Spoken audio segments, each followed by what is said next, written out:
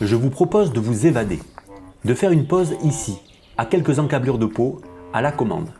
Non, non, pas à la Maison des Vins que vous connaissez certainement déjà, mais juste en face, à la commanderie.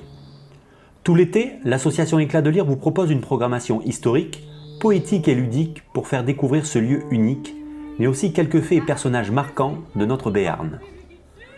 Cet été, ce qui se passe à la commanderie de la Commande, c'est diverses animations.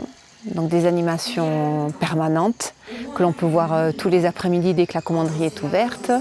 C'est-à-dire un parcours sonore et lumineux qui est une création artistique qui se base quand même sur l'histoire de la commanderie.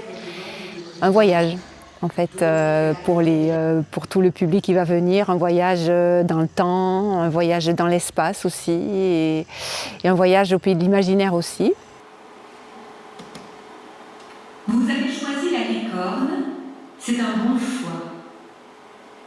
Et ensuite, il y a aussi un espace au jardin. On peut profiter du jardin, on peut prendre un café, un thé, un livre, aller voir le jardin médiéval, observer les plantes, savoir à quoi elles servent. On peut aussi faire des balades au moyen de 2 jeux de piste, un pour les petits, un pour les plus grands.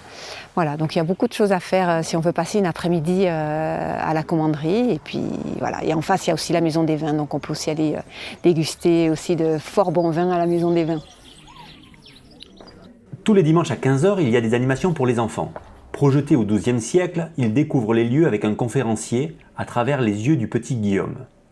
Le mardi soir, Éclat de Lire vous propose une manière tout aussi originale de découvrir notre histoire. Moi, je suis plutôt là pour planter le décor historique. Et puis, on va rencontrer des femmes qui ont vécu à différents moments.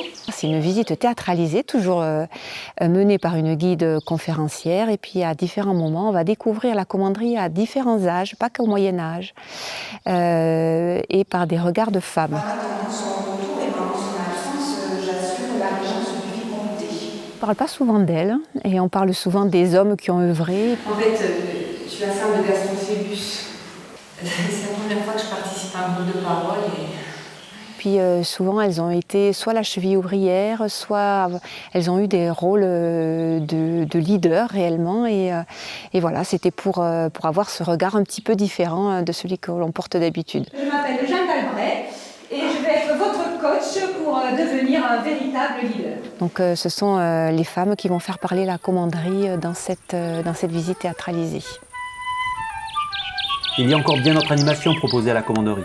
Rendez-vous sur leur site pour les découvrir.